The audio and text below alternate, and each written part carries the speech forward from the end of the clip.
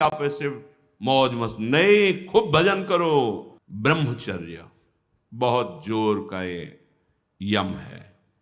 ब्रह्मचर्य के बिना जीवन मृत है, मृत जीवन। ब्रह्मचर्य अमृत है। मन, वाणी, शरीर बड़ा भारी इनका साधना में योग है। अष्ट प्रकार के मैथुनों का सर्वथा त्यागी ही ब्रह्मचारी कहा जाता है। पूज्यपाद श्री उड़िया बाबा जी महाराज, मूर्तिमान ब्रह्म, ब्रह्मचर्य ही महान सामर्थ्य, परम पुरुषार्थ, भगवत प्राप्ति का प्रबल साधन है। परम सुख का, परम शांति का, परम स्मृति का, महान धृति का ये प्रधान साधन ब्रह्मचर्य है। जो इस साधन से हीन है वो मृत हैं, खुद देख ले। स्मृति काम नहीं, शरीर में विशेष रजोगुण का प्रभाव, भोग वासना से जलता हुआ हृदय, छल कपट, आगे चलकर शरीर पीड़ा से युक्त हो जाना, बुझा बुझा स्वभाव रहना, हृदय में एक विशेष चिंता, कल्पनात्मक भय, विषाद और पशुवत आचरण, ब्रह्मचर्यहीन जीवन। जो ब्रह्मचर्य धारण करना चाहे, भगवत मार्ग में जो चलते हैं उनके लिए तो है ही, पर जो भी परम सुख, परम आनंद और लोक में उन्नति, परलोक में परम पद, उसे ब्रह्मचर्य अवश्य धारण करना चाहिए। वैरागी के लिए नैष्ठिक ब्रह्मचर्य, आजीवन ब्रह्मचर्य। प्रवृत्ति गृहस्थ मार्ग के लिए संयम पूर्वक ब्रह्मचर्य का बर्ताव करना। जब तक पाणी ग्रहण संस्कार ना हो तब तक ब्रह्मचर्य अवश्य रहो। यदि उस समय तक ब्रह्मचर्य नहीं रहते तो तुम गृहस्थी को ठीक से नहीं चला पाओगे, वास्तविक अच्छे गृहस्थ नहीं बन सकते हो। जो तुम्हारी गृहस्थ की वृत्तियां हैं उनमें तुम सफल नहीं हो पाओगे। व्यभिचार व्यक्ति का सर्वनाश कर देता है। 20 वर्ष या 22 वर्ष की अवस्था तक तो सबको, जो भी बच्चे हैं उनको शिक्षा देनी चाहिए, ब्रह्मचर्य का ही पालन करें। बहुत सुंदर खेती गेहूं की लहलहाती हुई है, और देहाती भाषा में उसे गलेथ कहते हैं। गलेथ मतलब बाली निकलने को है। अब काट लो आप, एक दाना नहीं मिलेगा, और थोड़ा रुक जाओ धैर्य पूर्वक, बाली आ जाने दो, उसमें दाना पड़ने दो, और दाना पक जाने दो, तो 1 बीघा खेत में 40 मन गेहूं होगा। ऐसे ही जो आप 13-14 वर्ष की अवस्था से आपके अंदर परिवर्तन होता है, एक भोगाकर्षण होता है सबके अंदर, सबके अंदर। जो इस भूमि में जन्मा है, या भगवान या भगवत प्राप्त महापुरुष, कारक पुरुष, उसकी बात तो अलग है। अन्यथा जो भी जन्मा है, जहां 12, 13, 14 वर्ष की अवस्था होती है तो काम वेदना जागृत होने लगती है। मन एक अलौकिक आकर्षण, भोगाकर्षण की तरफ भागने लगता है। एक चाह होती, कोई हमारा ऐसा दोस्त हो, कोई हमारा ऐसा प्यारा हो जिसको हम अपना जीवन समर्पित करें। ऐसा होता है, एक वो माया का ऐसा आकर्षण होता है। इसीलिए पूर्व में गुरुकुल भेजा जाता था, बिल्कुल भोग विलासता से दूर, एकांत में महान ब्रह्म ऋषियों के शासन में, चाहे वो राजकुमार हो चाहे गृहस्थ बालक हो, एक ही संगत में बैठाल कर अध्यात्म विद्या के द्वारा, नियम संयम यम के द्वारा उन्हें पूर्ण किया जाता था। उनका ज्ञान पूर्ण, उनका संयम पूर्ण, विचार उनका सत्य, फिर वहां निर्णय लिया जाता था।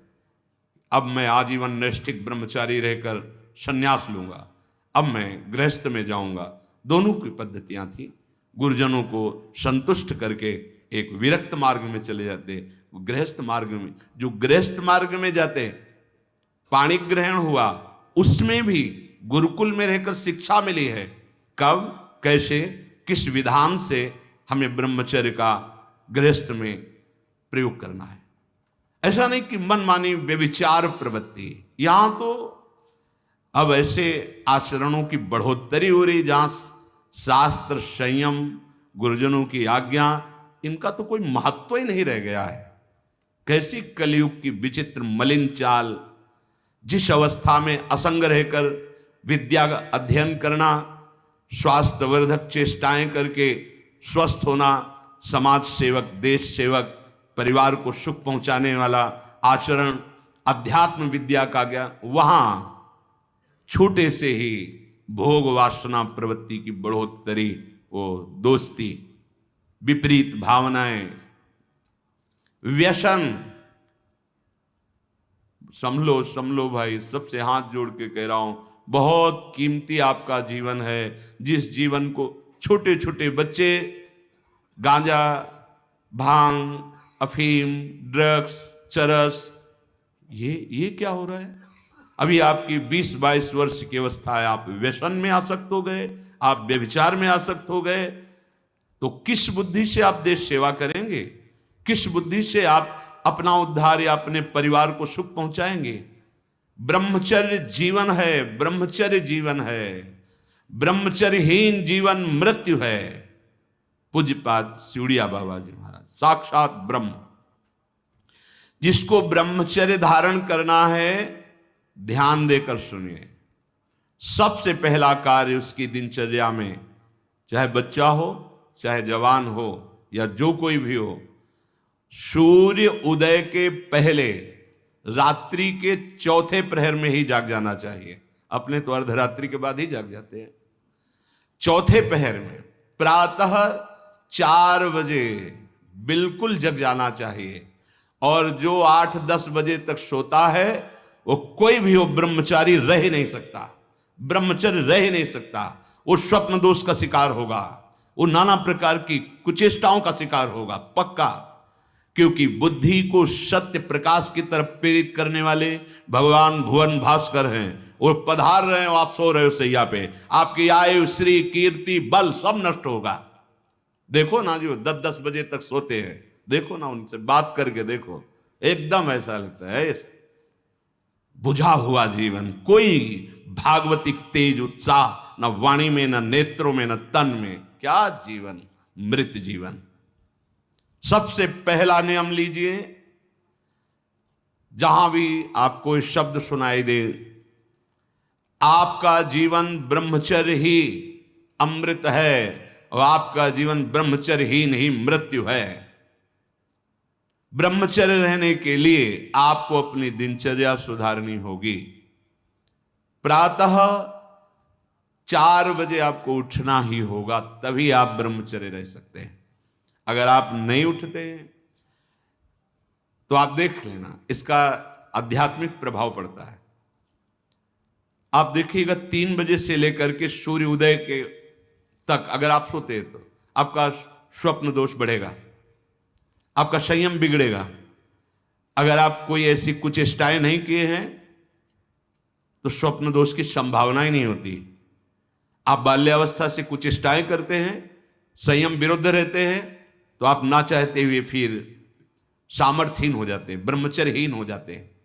बहुत ध्यान दें, ये अध्यात्म में जैसे पूरा मकान बनने के लिए नींव मजबूत होना जरूरी है, चाहे जयखंड का बना लो आप, अगर नींव मजबूत है, नींव मजबूत नहीं तो फिर मकान ढह जाएगा। ऐसे ही ब्रह्मचर्य हर मार्ग की नींव है। चाहे जिस मार्ग में चलना चाहो, चाहे जिस संप्रदाय में चलना चाहो, चाहे लौकिक मार्ग हो या पारलौकिक, आपका ब्रह्मचर्य नींव है जीवन की। इसको मनोरंजन मत समझो। कैसी तुम्हारी दुर्बुद्धि, अपने हाथ से तुम अपना नाश करते हो। कैसी कैसी दुर्बुद्धि जागृत हो गई, सावधान। पूज्यपाद बाबा कह रहे हैं, जब प्रातः काल उठो, कोई भी हो, अगर थोड़ी भी आस्तिकता है तभी तो ब्रह्मचर्य की भावना आप धारण करोगे। तो उठकर पहला कार्य प्रभु का स्मरण। अपने तो प्रभु के स्मरण की सरसता प्राप्त करने के लिए पहले तो गुरुदेव और भक्तों का स्मरण, फिर प्रभु को। मोरे मन प्रभुस्य विश्वासा, राम ते अधिक राम कर दासा। भक्त सुमिरन से भगवान बहुत जल्दी प्रसन्न हो जाते हैं। हरि को निज यस्ते अधिक भक्तन यस पर प्यार। सबसे पहले महान भक्तों का स्मरण, उनसे हमें सामर्थ्य प्राप्त होती। जब उनका स्मरण करते हैं तो उनकी भजन शक्ति, उनकी कृपा शक्ति हमको बल देती है। हमारी दिनचर्या परम पवित्र और शास्त्र सम्मत होती है। फिर बिना,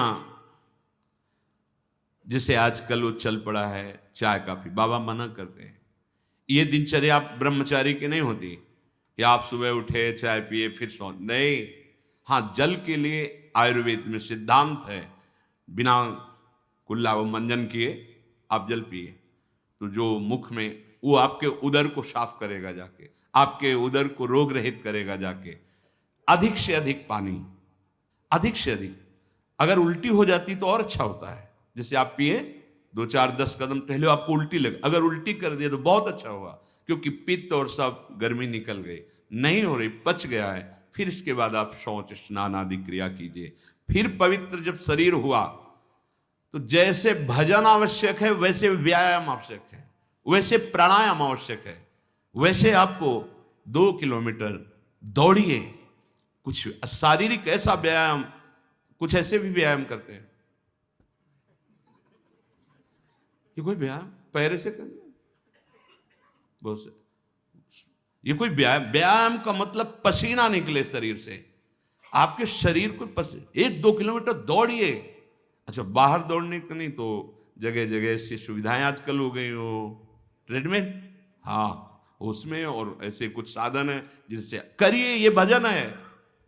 अगर शरीर स्वस्थ है, पुष्ट है, तो आप भगवत सेवा, देश सेवा सब कर सकते हैं।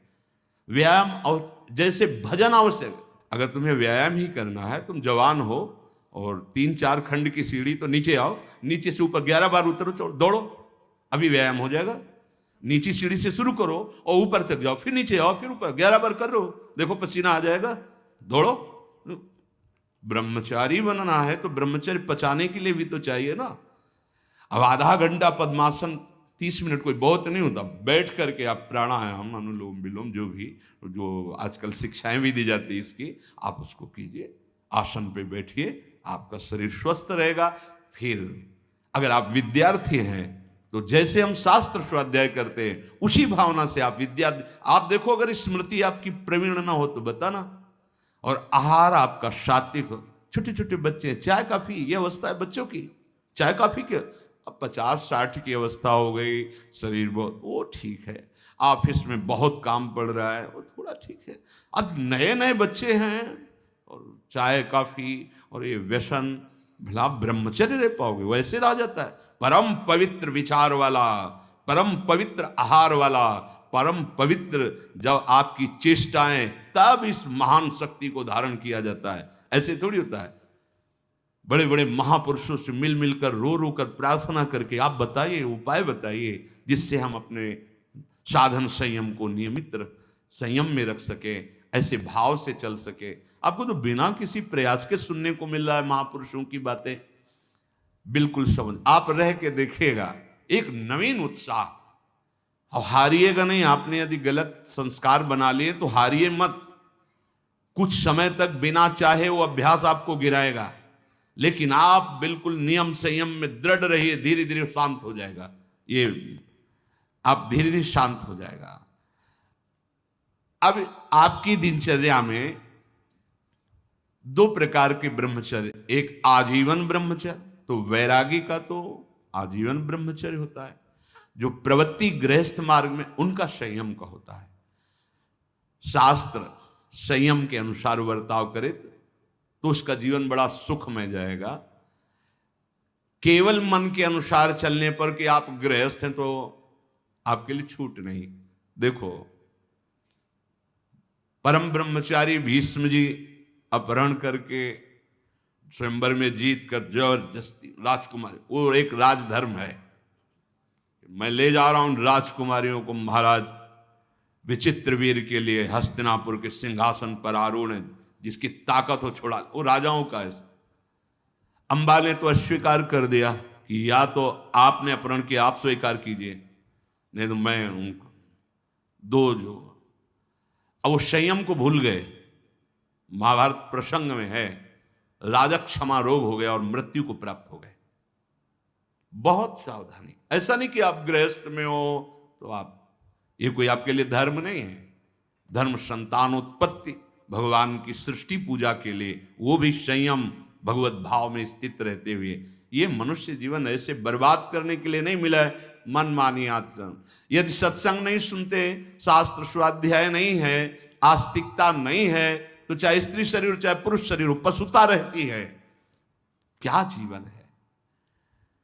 आजीवन ब्रह्मचर्य पालन करने की जिसकी इच्छा है, नैष्ठिक ब्रह्मचर्य, उसको किसी भी प्रकार से इन अष्ट मैथुनों का स्पर्श नहीं करना चाहिए, संयोग नहीं होने देना चाहिए। और जो गृहस्थ में भी, तो वो भी सावधान, पाणी ग्रहण जिससे किया है वो भी समय मर्यादा के अनुसार। अष्ट प्रकार के ये मैथुन है। पहला, जब हम कोई गंदी बातें सुनते हैं, गंदी बातें देखते हैं, तब हमारे अंदर गंदी बातों का चिंतन होता है, फिर संकल्प बनता है। पहला, जो हम देखते हैं उस पर सुधार करो, जो हम सुनते हैं उस पर देखो। कोई ऐसी बात तो नहीं सुन रहे जो हमारे अंदर काम जागृत कर दे, कोई ऐसा दृश्य तो नहीं देख रहे जो हमारे अंदर काम जागृत कर दे, कहीं हम ऐसी कोई बातें तो नहीं बोल रहे हैं जो काम उत्तेजना प्रकट कर दे। 3 बातें। पहला, ध्यान दीजिए, इसी से भोग संकल्प बनता है। पहला, भोग संकल्प त्यागी। वो बनता कैसे? प्रधान बात, आपको ऐसा कोई दृश्य नहीं देखना जिससे आपके अंदर कामोत्तेजना जागृत, इसका प्रभाव पड़ता है।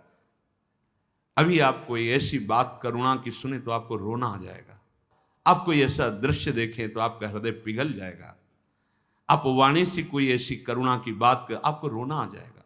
अर्थात आपके देखने, सुनने और बोलने का प्रभाव हृदय पर पड़ता है। यदि आपका देखना, सुनना और बोलना गंदा है, गंदे का भाव आप समझ रहे होंगे, कामोत्तेजना बढ़ाना वाला है, बेकार की बातें केवल ब्रह्मचर्य की होंगी, तुम ब्रह्मचारी रह ही नहीं सकते। आप देखो गंदी बातें, सुनो गंदी बातें, बोलो गंदी बातें, और आप ब्रह्मचारी रह सको, सवाल ही नहीं उठता। जैसे आप गंदी बात देख रहे हैं, सुन रहे हैं, आप कोई चेष्टा नहीं कर रहे, तो भी आप ब्रह्मचारी नहीं रह पाओगे। वर्णन हुआ है शास्त्रों में, एक मनोवाह नाम की नाड़ी है, पूरे शरीर में ऐसा कहीं जैसे पित्त की थैली होती है, ऐसी कोई ब्रह्मचर्य वाली थैली नहीं है। ये यहां में हर नस नाड़ी में वो व्याप्त है सप्तम धातु। मनोवाह नाड़ी, जो ही आपका चिंतन विकारात्मक हुआ, वो नाड़ी घसीटती पूरे शरीर से उस सप्तम धातु को, और वो घसीट लिया, आपने क्रिया की या नहीं की, आपका चिंतन बिगड़ा हो गया, वो किसी न किसी बहाने से लघु शंका में, स्वप्न में, कैसे भी बाहर हो जाएगा, वो नहीं रुकेगा। संकल्प रहित, भोग संकल्प रहित हृदय कब होगा? जब आपका देखना, सुनना और बोलना पवित्र होगा। बहुत सावधान। आज सावधान होना तो बहुत ही कठिन है, क्योंकि मोबाइल है।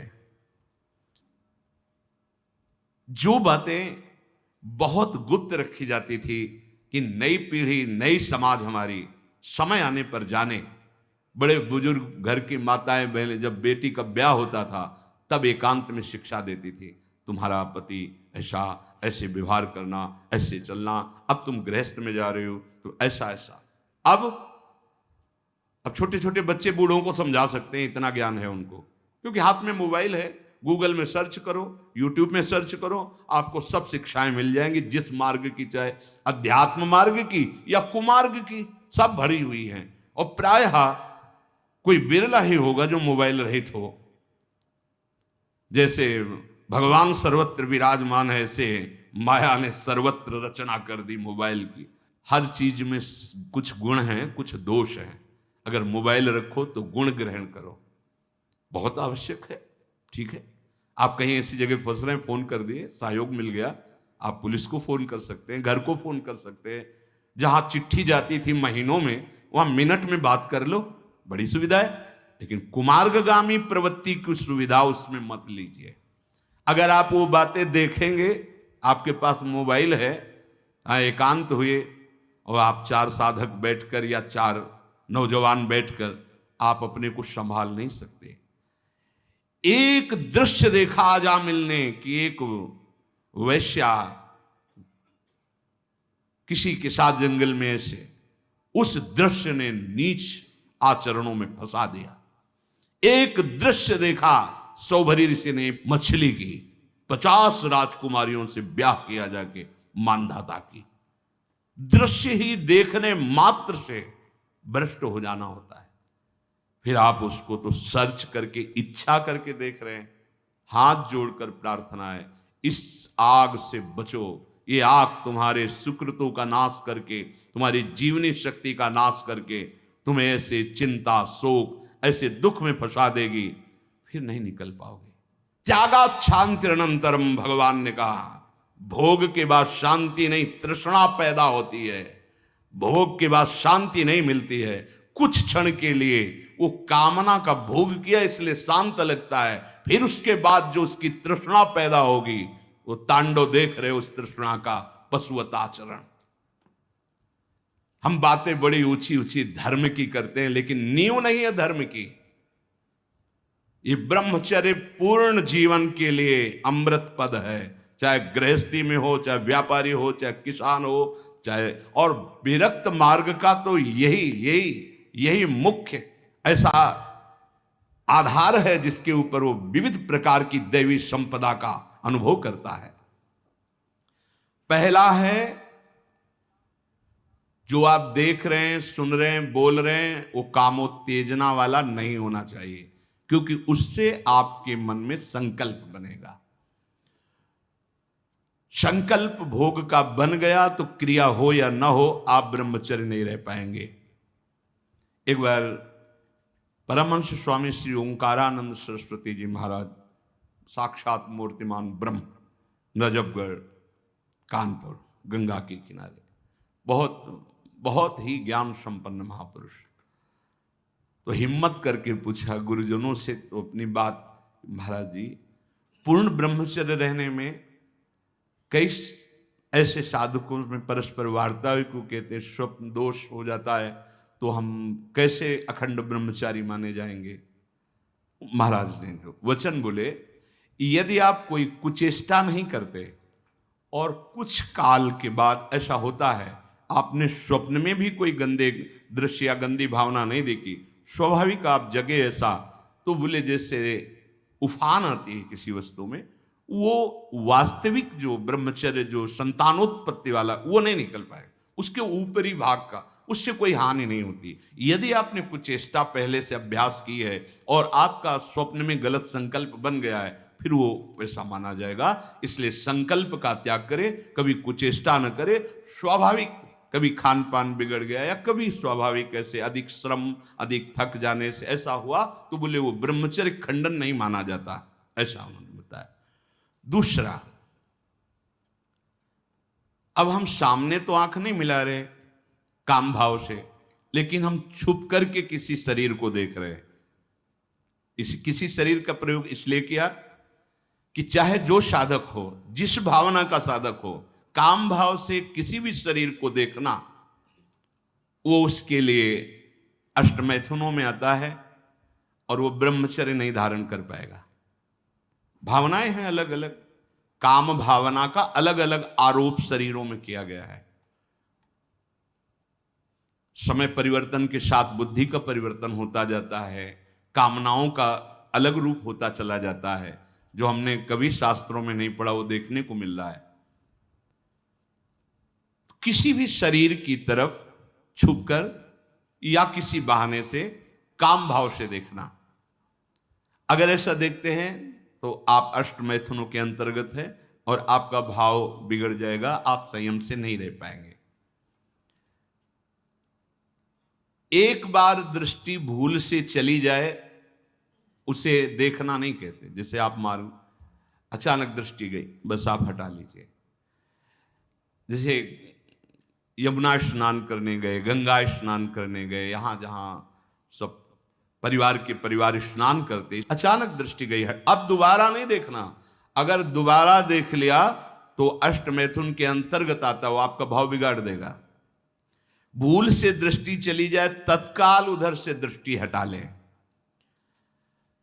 किसी भी माता बहन को, जिसको जो गृहस्थ में पाणी ग्रहण किया वो अर्धांगिनी, इसके अलावा जहां भी दृष्टि जाए अपनी दृष्टि को सुधारना है। जैसे हम अपनी माँ के पास रहते हैं तो क्या भाव, कोई गलत भाव थोड़ी आता। अपनी बहन के साथ रहते हैं तो क्या गलत भाव आता है? वो तो राक्षस है जिसके अंदर गलत भाव है, वो मनुष्य थोड़ी है। अरे बहन बेटी माँ है तो परम पवित्र, इनके तो चरण रज माथे पे रखते हैं, माथा इनके चरणों में रखते हैं। देखो कितनी सुंदर रीति हमारी, ने तो देखा है कभी बेटी से पैर नहीं छुआते थे पिता, पैर छूते ही थे। हाँ, बेटी के पैर छूते, ये देवी दुर्गा के स्वरूप मानते, एक कन्याएं ये सब भगवती का स्वरूप है ऐसा मानते। और बहन जब राखी बांधती है तो भाई तो माथा रखता ही है, चरण छूता ही है, पूज्य भाव रखना। ऐसे ही जननी सम जान ही पर नारी, ये सब भगवती अम्बा की अंश स्वरूपा है। अपने लोग तो सब श्री जी की सखियां हैं, लाडली जी की दुलारी प्यारी सखियां हैं, अपने को ऐसा भाव। अगर हम स्त्री को, किसी भी स्त्री शरीर को देखकर भोग भावना करते हैं, हमारा पतन निश्चित है। कोई क्रिया हो या ना हो, यह चिंतन वाली बात है, ध्यान रखना। किसी भी माता बहन को भोग बुद्धि से, जैसे शास्त्रों में कहा गया नरकस्य नारी, बात है कि तुम्हारी भोग भावना जो नारी के प्रति है, यह नरक पहुंचा देगी। त्रिविधम नरकस्येदम द्वारम नाशन मात्मनः कामः क्रोधा तथा लोभा तस्मादेत्रयम् त्यजेत। माताओं बहनों की तरफ देख करके काम भाव से उनको देखना तो तुम समझ लो नरक जाने का रास्ता फिट कर रहे हो। त्रिविधम नरकस्येदम, शास्त्रों ने तो जगदम्बा कहा है, शास्त्रों ने तो मां कहा है इनको। जननी सम जानो पर नारी, कहां जगत की जो वार्ता है वो कहां शास्त्र के विरुद्ध पहुंच रही। शास्त्र उसको कह रहा है जो माताओं बहनों को गलत दृष्टि से देख रहा है कि नरक, ये तुम्हारे नरक का हेतु बनेगा जो तुम देख रहे हो स्त्री को काम भाव से। आगे कह रहे हैं किसी भी तरह से खिलवाड़ करना।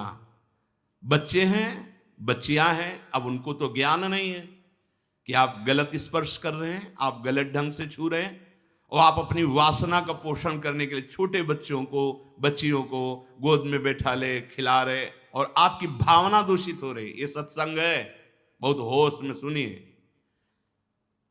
साधु हैं या परमार्थ के पथिक हैं या गृहस्थ है, अंतर में बैठा हुआ अंतर्यामी देख रहा है आप क्या देख रहे हो और आप क्या सोच रहे हो। बस जो ब्रह्म स्वरूप महापुरुष हो गए स्वयं बालकवत, वो खेल रहे हो, विचरण कर, तुम्हारी स्थिति नहीं है। अंतर की वृत्ति भ्रष्ट होने में देर नहीं लगती है। वो अबोध अवस्था को प्राप्त बालक बालिकाएं हैं। भगवान का स्वरूप मानकर दूर से, अगर वैराग्य मार्ग के पथि को दूर से स्पर्श करने का अधिकार नहीं, स्पर्श करने का वो ब्रह्मबोध संपन्न महापुरुष जो स्वयं बालवत परमहंस अवस्था को प्राप्त, वो बच्चों के साथ खेलते हैं जहां कामना की कोई गंध ही नहीं, ब्रह्म स्वरूप है अपने होश में। किसी बालक को किसी भी तरह से दुलार करना, वो वात्सल्य नहीं होगा आपके अंदर, वो वासना होगी। ध्यान देना, बहुत सावधानी का विषय है। ये हम तो बच्चों के साथ खेलते हैं, नहीं, तुम बच्चों के साथ खेलते नहीं, अपनी वासना को बढ़ावा दे रहे हो।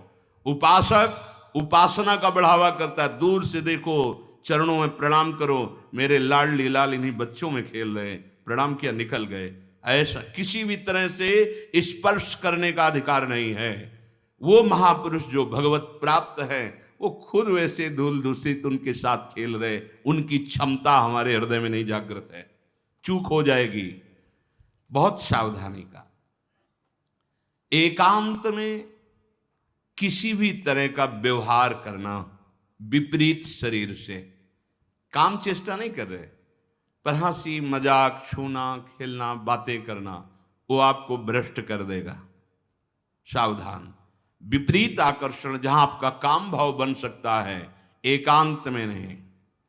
व्यवहार करने के लिए जिनको सेवाएं मिली हैं 2-3 एक साथ, तब व्यवहार कीजिए। अकेले वार्ता करने वाला अपराधी माना जाएगा। क्यों? अकेले वार्ता में माना आप दूषित नहीं, लेकिन दूसरे की दृष्टि भावना दूषित हो सकती है कि ये स्त्री शरीर और ये पुरुष शरीर, कहीं कोई ऐसा तो नहीं, तो आपने गलती नहीं की, लेकिन आपके आचरण ने दूसरे की श्रद्धा बिगाड़ दी। नहीं, आपको ऐसा भी आचरण नहीं करना कि दूसरे की श्रद्धा में भी दोष आवे, क्योंकि आपका आचरण ही दूसरे के ऊपर प्रभाव डालने वाला है।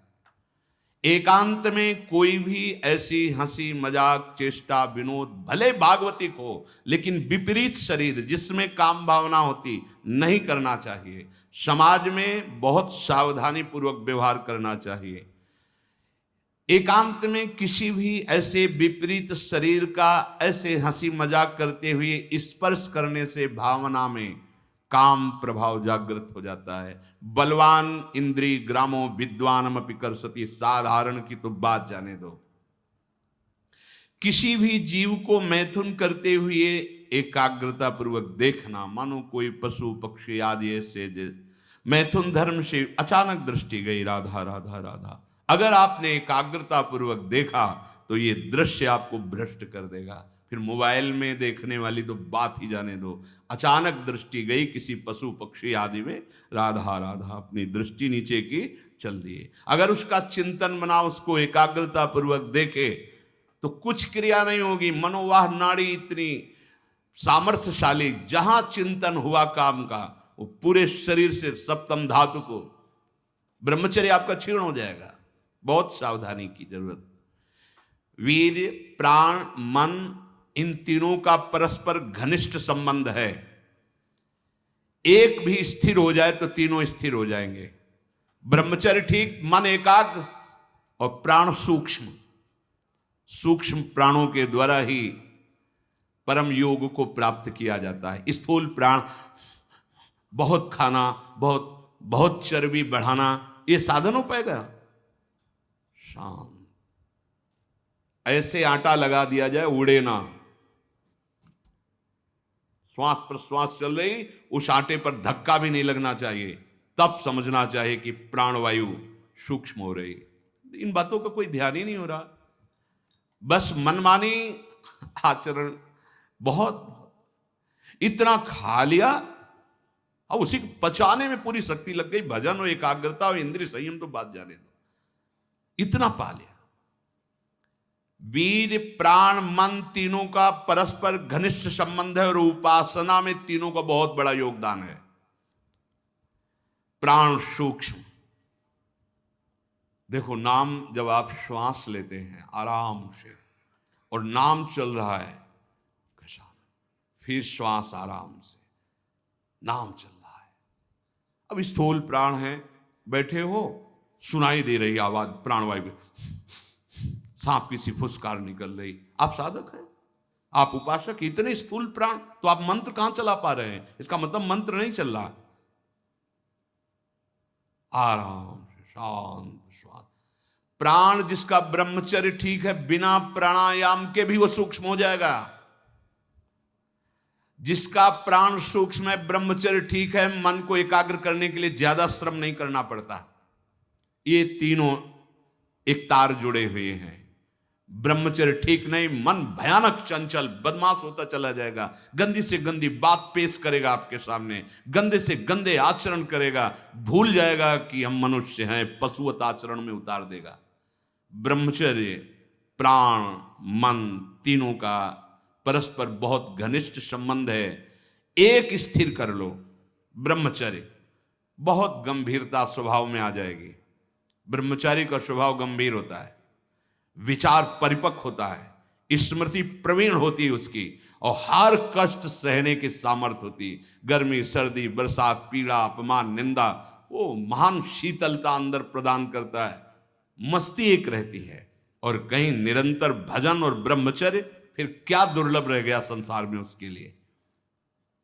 इसलिए हमारे शास्त्रों ने, ब्रह्म ऋषियों ने ब्रह्मचर्य पर बहुत जोर दिया है। ब्रह्मचर्य रहने वाले उपासक को इन बातों का ध्यान देना चाहिए। यदि कब्ज पेट में रहेगी तो बिना क्रिया के भी ब्रह्मचर्यहीन होने लगोगे।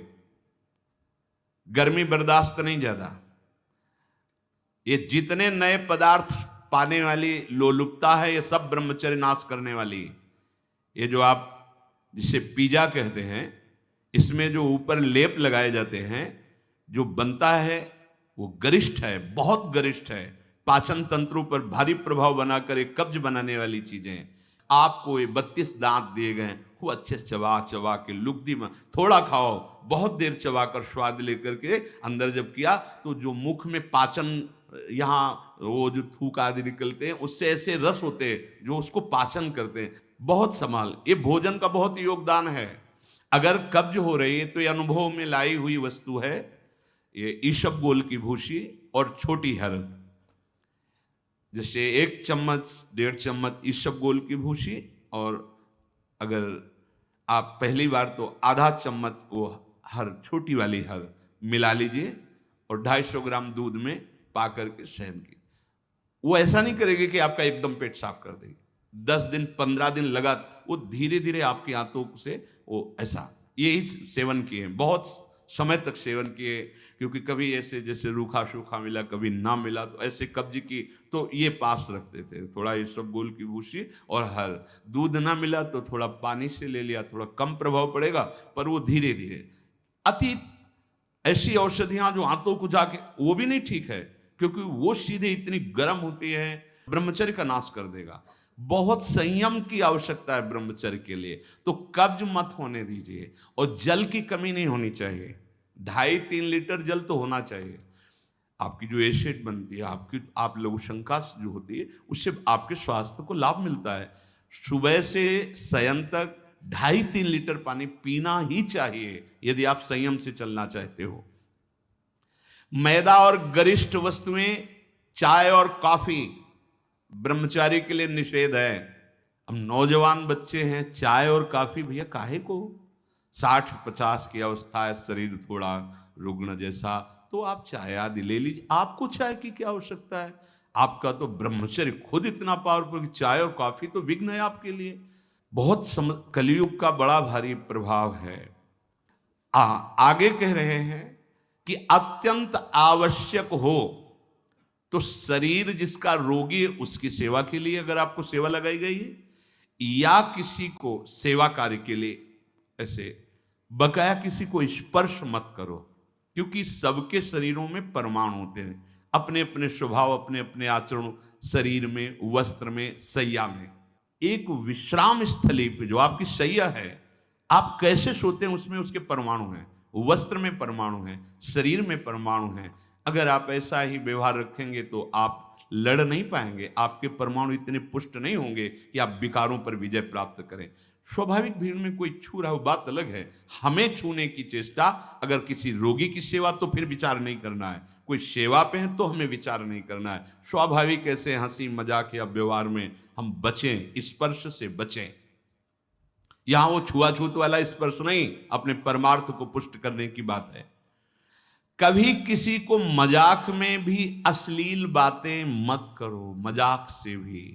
जैसे हंसी मजाक में आप ऐसे, उसका प्रभाव पड़ेगा, वो शब्द है, वो आपके अंदर पहुंचेगा, मनन करेगा और फिर वासना जागृत कर देगा। आप कोई ऐसे कपड़े बनावटी मत पहनो, आप अपने शरीर की वेशभूषा ऐसी मत बनाओ, आप ऐसे शौकीनी प्रकट मत करो जिससे तुम्हारा शरीराभिमान पुष्ट हो। इससे काम बढ़ेगा, इससे वासना बढ़ेगी। बाबा कह रहे हैं कि ऐसे कपड़े, ऐसी सजावट, ऐसी बनावट, ऐसे लेपों के लगाने से शरीराभिमान पुष्ट होता है और आपकी काम वासना बढ़ती है। शरीर मन बुद्धि किसी की भी उन्नति नहीं होती जो शरीर सजाने में, शरीर के, उससे सब बिगड़ जाता है। देहाभिमान, देह भाव पुष्ट होता है, देह भाव पुष्टता में ही सारे विकार अपना राज्य करते हैं। बहुत सावधानी की जरूरत है, बहुत सावधानी। बड़ा पवित्र वेश रखो, पवित्र वस्त्र पहनो, हाँ, सावधानी पूर्वक चलो। इससे कोई वीआईपी पना प्रकट नहीं होता, इससे आपकी मन की, आपकी बुद्धि की, आपकी चित्त की दशा गलत मार्ग में चली जाएगी, क्योंकि शरीर भाव आप पुष्ट कर रहे हैं, शरीर को दिखाना, शरीर का सजा। हम ये नहीं कहते कि आप बाबा जी बन जाओ, आप सब पूरे मुख में रज लगाओ, ये तो हम लोगों के लिए। पर आप उचित ऐसी सभ्य पोशाक हमारे देश की रही है, बड़ी मर्यादापूर्ण रही है, आप उस पर ध्यान दीजिएगा। क्योंकि आप ऐसे जैसे शरीर सजाना से, इससे आपको दुख मिलेगा, आपका मन वासना में हो जाएगा, आपकी भावनाएं दूषित हो जाएंगी। संत समागम तो शरीर राग नष्ट करने के लिए, परमानंद। आप भजन करो, देखो आपको ऐसा सौंदर्य प्राप्त होगा, अंदर आपका ऐसा सुंदर रूप होगा। देखो ना, आचार्य चरण कहते हैं, लक्ष्मी कोटि विलक्ष लक्षण लसल लीला किशोरी सतई राधाध्यम ब्रज मंडलेति मधुरम राधाभिधानम। जो हमारी स्वामिनी जी के दासी भाव को प्राप्त होता है, उसको इतना सुंदर रूप मिलता है कि करोड़ों लक्ष्मी आश्चर्यचकित हो जाएं, ऐसा राधा दासी का स्वरूप होता है। ए इधर आओ, इतना सुंदर रूप प्रिया प्रीतम का, इतना सुंदर रूप आपका, और ऐसे महासुख में निमग्न होना। ये चमड़ा सजाते रोज सजाते तो कितने जन्म बीत गए, और इसी चमड़े में आग लगाई जाएगी, यही चमड़ा गाड़ दिया जाएगा। प्यारे, कुछ समय के लिए मिला है, इसी से तो राग मिटाने का अवसर है। आप इसको सजा के और वासनाओं के खेल में उतर रहे हो, कितनी बड़ी हानि कर रहे हो। अभी आप समझ नहीं रहे, इसलिए आपको बुरा लग सकता है कि हमारे पहनावे पे बोल रहे हैं, हमारे ऐसे। नहीं नहीं, आप अच्छे से अच्छे कीमती वस्त्र पहनिए, पर उसकी सादगी होनी चाहिए। आप अच्छा पाइए, आप अपने उचित शरीर का श्रृंगार कीजिए। सुंदर मनुष्य शरीर मिला है। देखो, जो पशु श्रृंगार करने योग्य नहीं, वो तुमसे भी सुंदर होते हैं।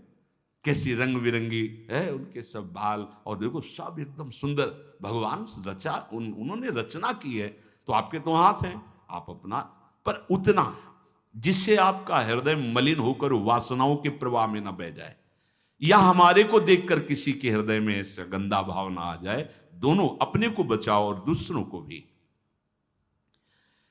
जो तुम्हारे मन में काम भाव पैदा कर दे, ऐसे पदार्थ मत पाओ। अनुभव करो, भोजन पाते हो, पाने के बाद भजन में मन लग रहा है या वासना में जा रहा है? वासना में जा रहा तो क्यों जा रहा है? क्या आज नया पदार्थ पाया, और उस पदार्थों को जीवन भर के लिए छोड़ दो। अनुभव करो। जब कभी किसी साधु को पवाना हो तो नाम कीर्तन करना, कोशिश करना कि आपका चिंतन भी भागवतिक हो, क्योंकि उसका प्रभाव पड़ता है। आप जो बनाते हैं उसका प्रभाव पड़ता है, एकदम शीशे की तरह अंतःकरण हो जाता है, एक एक बात दिखाई देती है। तो जिन पदार्थों के पाने से, जैसे प्याज लहसुन मना किया जाता है, ये वैसा निषिद्ध नहीं कि जैसे मांस आदि ऐसा, ये तमोगुण पैदा करके वासना प्रवृत्ति को बढ़ाता है, इसलिए मना किया गया है कि अगर आपको दीक्षा लेनी है, आपको भजन मार्ग में चलना है, तो रोकना पड़ेगा। ये निद्रा, आलस्य, प्रमाद, तामस, क्रोध, वासना, इसको प्रकट करने वाला है, इसीलिए संतों ने इसको निषेध कर दिया। नहीं तो इसकी उपज बड़ी पवित्र सी, जैसे जहां आलू पैदा होती है वहीं पैदा होता है, भूमि में तो होता है, पर उसका प्रभाव, जैसे तुलसी के पत्ता पास में ही गांजे का पेड़, वो भी तो ऐसी जगह मिलेगा, लेकिन वो प्रभाव तमोगुण पैदा करके व्यसन हो गया। तुलसी जी परम पावन भगवत अनुराग बढ़ाने वाली बन गई। और कोई भी सुगंधित पदार्थ जब तक प्रसादी न हो तो शरीर में नहीं लगाना चाहिए, इसका प्रभाव पड़ता है, रजोगुण पैदा करके भोग वासना प्रकट करता है। श्री जी को अर्पित तो भक्ति हो गई हमारी श्री जी की श्री अंग की गंध है,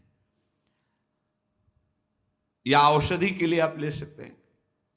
नियमानुसार व्यायाम, भोजन उतना जो पच जाए। अगर आपको शाम टाइम लगता है कि खट्टी डकार आ रही, पचा नहीं, तो फिर बैठने की जरूरत नहीं, उपवास करो, दूसरे दिन पाना, कोई मर थोड़ी जाओगे, आपके हाथों को थोड़ा विश्राम मिला। प्रतिदिन सोते समय दांतों की सफाई करके सोएं। आपके दांत ठीक होने चाहिए, क्योंकि आप अच्छे से चबाएंगे तब आपकी पाचन शक्ति ठीक होगी। 2 बार स्नान ब्रह्मचारी को अत्यंत आवश्यक है। और यहां पेट में ठंडा ठंडा जल, ऐसे यहां तो कई बार जल डालिए, जैसे ऊपर स्नान किया, फिर आधे यहां नाभि से लेकर 10 कमंडल कम से कम, ऐसे आराम आराम से आपके ब्रह्मचर्य की बहुत पुष्टता होगी और आपकी गर्मी शांत होगी। रात्रि के समय, सोते समय विचार कीजिए आज हमसे कौन सा विचार, कौन सी चेष्टा ऐसी गलत हुई जो नहीं होनी चाहिए, और उसको नियम लेकर दूसरे दिन से ना होने पावे। आप खुद विचार कीजिए। मांस और शराब और कोई भी नशा, ये तो कहीं प्रवेश ही नहीं है। पर धोखे से भी कभी बिल्कुल नहीं। ब्रह्मचर्य रहना है, भगवत प्राप्ति करना है, तो आप वृत्ति भगवदाकार है। अब वो खेल खेले, उनकी बात अलग है। महापुरुषों की वो तो 10 तोला जहर भी खा के पचा जाते हैं, ऐसे संत हुए। एक संत थे, पूज बाबा के चरित्र में पढ़ा, कूटस्थ उनका नाम था, कूटस्थ महात्मा। उन्होंने आजीवन नियम लिया था कि ऐसे खप्पर कर दिया, जो डाल दिया वो खा जाएंगे, क्या है उससे कोई मतलब नहीं। तो कुछ उद्दंड लोग जब उस नगर में गए और ये बात सुना, तो उन्होंने विषैला सांप पकड़वाया और उसको उबाल करके हाथ में आया, ऐसे देखा और मुस्कुराए, खा गए। जो महापुरुष है, उनकी क्षमता, उनकी स्थिति वो अपने में नहीं है। उसमें लिखा था पागल। एक दिन जंगल में किसी पेड़ के नीचे बैठे थे, किसी गांव में चोरी हुई थी, लोग उन चोरों का पीछा किए रहे थे, वो आराम से बैठे इनके पास आए, बोले तुम भी इन चोरों में शामिल थे? उनका तुम्हें जो दिखाई दे रहा है तुम देखो, तुम्हें क्या दिखाई दे रहा है? बोले बहुत गुस्सा, अंधेरा था, बहुत गुस्सा है तेरे अंदर, और डंडा चलाए। जब एक ने कहा देखो तो कौन है, तो फिर वो तुम महात्मा हो? बोले तो तुम निर्णय करो कि कौन है। अरे बोले गलती हुई, कोई बात नहीं, जाओ। कुछ नहीं, पीट रहा है तो कुछ नहीं, उसमें जहरीला सांप दे दिया तो कुछ नहीं। अब वो एक हिमालय की तरफ जा रहे थे, तो उस समय सिंह दहाड़ा, तो ऐसे छड़ी लिए थे, ऐसे खड़े हो गए। बोले सुनो, अगर तुम्हारा आहार निश्चित हो गया है शरीर, तो तुम्हें हल्ला मचाने की जरूरत, इसे खा लो, और नहीं हुआ तो चले जाओ। वो चल रही भले स्थिति है। तो हमको अपने कोई भी व्यसन साधना में, देखो सबसे पहली गलती तो ये होगी कि वो व्यसन हमें अपना चिंतन कराएगा। समय पर हमें कोई व्यसन नहीं करना। और ध्यान से सुनिए, ब्रह्मचर्य पालन के लिए इमली और खट्टे पदार्थ बिल्कुल जहर है ब्रह्मचारी के लिए। ब्रह्मचर्य पालन के लिए लाल मिर्च, प्याज, लहसुन, गरम मसाला, जो सब्जी हैं, ये बढ़िया। दोपहर में भोजन के पश्चात 15 से 30 मिनट तक विश्राम। सोना नहीं है, करवट थोड़ा इधर मध्य में, बाएं ले, उठ के बैठ गए। दिन में नहीं सोना है। जो रात्रि में सेवा करते हैं उनके लिए छूट है। अब रात्रि में बंगला बना रहे हैं श्री जी का, या जो सेवा परायण है, जिनका सीधा अखंड नाम कीर्तन हो रहा है, रात्रि में ही कीर्तन है, दिन में सोना नहीं, रात्रि में कीर्तन करना है, तो चल कैसे पाएंगे? वो दिन में सो लें। सायंकाल के समय भोजन निषेध है। संध्या का समय हो रहा हो, भोजन निषेध है, शास्त्र स्वाध्याय निषेध है। उस समय कीर्तन, नाम जप आदि। और रात्रि में भोजन पाने के 30 मिनट भ्रमण करें। भोजन पाने के बाद घूमिए, फिर शयन कीजिए। अगर ब्रह्मचर्य रहना है, नहीं सब खा पी के और दूध पी के फिर सो गए, फिर नहीं ठीक रहेगा। दिन में उपासक को कभी नहीं सोना चाहिए। ये छूट उसके लिए जो रात्रि में सेवा परायण है, जगते हैं। यदि रात में आपको जगना पड़े तो अपनी नींद पूरी करने के लिए उससे कम समय में काम चला लीजिए। अधिकतर दाईं करवट से सोना ब्रह्मचर्य के लिए लाभदायक रहेगा। सोते समय भगवत चिंतन अत्यंत आवश्यक है। यदि आप सोते समय छूट दे दी तो गलत चिंतन उस समय जरूर होगा, और गलत चिंतन हुआ अगर सो भी गए तो धोखा हो जाएगा, और अगर जगते रहे तो धोखा हो जाएगा। सोने के समय ऐसे सावधान रहो जैसे मरने वाला सावधान रहता है कि अब तो मृत्यु आ रही है, राधा राधा, ऐसे सावधान। जब एकांत कर्म में तो बिल्कुल सावधान। उस समय क्या करते हैं हम लोग, असावधान हो जाते हैं, छूट दे देते हैं। अगर मोबाइल है तो मोबाइल में लग गए, नहीं तो चिंतन मनन वो कहीं ना कहीं भटकाव में आ जाएगा। भटकाव में आ जाएगा, आपसे धोखा हो जाएगा। बहुत सावधान, ये बात मान लीजिए, आपका एकांत परम पवित्र और सावधानी पूर्वक होना चाहिए। जब तक नींद ना आए, अपने लोगों ने तो ये अभ्यास किया गुरुजनों की आज्ञा से कि जैसे अब दिनचर्या पूर्ण हुई, अब शयन करने जा रहे हैं तो माला लेके बैठ गए। जब तक ऐसे नहीं हुआ तब तक माला नहीं हटानी है। बैठे, जब लगा कि अब बस सो ही जाएंगे, कभी कभी माला छाती में रखे ही सो गए, फिर जगह फिर शुरू हो गया। भजन नहीं, अगर भजन उस समय एकांत में नहीं करते तो बकवास है, ब्रह्मचारी नहीं बन सकते। बहुत चंचल मन है, किसी न किसी बहाने से आपको धर्म भ्रष्ट करेगा, ब्रह्मचर्य भ्रष्ट करेगा। बहुत सावधान। उपन्यास, अश्लील पुस्तकें, अब बाबा के समय तो मोबाइल नहीं चला था ना, नहीं तो वो भी लिख देते। ये कभी ना पढ़ें, ऐसी कोई बातें ना पढ़ें, ऐसे कोई दृश्य ना देखें। ब्रह्मचर्य जो साधना है, इसमें व्यर्थ समय नष्ट करने वाला ब्रह्मचारी नहीं रह सकता। आप अपने कार्य में रत रहिए, कार्य से विलग हैं तो आपका चिंतन ब्रह्मचर्य की पुष्टता के लिए, भगवत चिंतन, महापुरुषों के चरित्रों का चिंतन, इससे आपकी बुद्धि प्रवीण होगी और आपके अंदर जो मनोवासनाएं हैं उनका नाश होगा। फिल्म, सिनेमा, नाटक देखने वाला कभी ब्रह्मचारी बन ही नहीं सकता। अब देख लो भाई, सावधानी पूर्वक। इसलिए ब्रह्मचर्य ये महान साधना की भूमिका है। अपरिग्रह, ये पांचवा है। अपरिग्रह, जितनी तुम्हारी आवश्यकता वास्तविक सेवन के लिए, उतनी वस्तु पर अधिकार रखो। इसके बाद जो भी वस्तु गोविंद ने दी है, परिवार सेवा, जगत सेवा, ऐसा, या आप विरक्त हो, वह उतने अधिकार, जितना वस्त्र, जितने पे सोरे, जितना भोजन। कल क्या मिलेगा ये हमें चिंता नहीं करनी है, हरि गुरु जाने। कल की अगर विरक्त को चिंता है तो वह विरक्त नहीं है। और गृहस्थ को चिंता होनी ही चाहिए कि कल परिवार कैसे चलेगा। गृहस्थ का संग्रह प्रधान और विरक्त का संग्रह रहित जीवन। हरि गुरु जाने कैसे भरण पोषण करेंगे। अपरिग्रह ये बहुत बड़ी सिद्धि है। भोग्य वस्तुओं का अपने लिए संग्रह ना करना और भोगते समय ये ध्यान करना शास्त्र आदेश है कि नहीं। कोई भी वस्तु पदार्थ अगर ऐसे रहा जाए तो कह रहे हैं कि अहिंसा का पालन करने वाले का प्रभाव पड़ता है कि उसके सामने हिंसक वृत्ति वाला भी आ जाए तो दैन्य हो जाएगा, हिंसा वृत्ति नहीं रहेगी। और सत्य का पालन करने वाला वाणी से जो बोल देगा वही हो जाएगा, पक्का पक्का। अगर आप झूठ नहीं बोलते और सत्य का पालन करते हैं तो ठीक वैसा ही हो जाएगा। आस्ते जो इसने कभी किसी चोरी आदि, ये जो अभी पीछे वर्णन हुआ, नहीं करता तो साफ दिव्य रत्न जो चाहेगा उसके अंदर संपत्ति के रूप में जागृत हो जाएगा। जैसा वैभव चाहेगा वैसा वैभव आ जाएगा। और ब्रह्मचर्य का पालन करने से शारीरिक मानसिक दिव्यता प्रकट हो जाती है और महान पराक्रमी संकल्प वाला बन जाता है।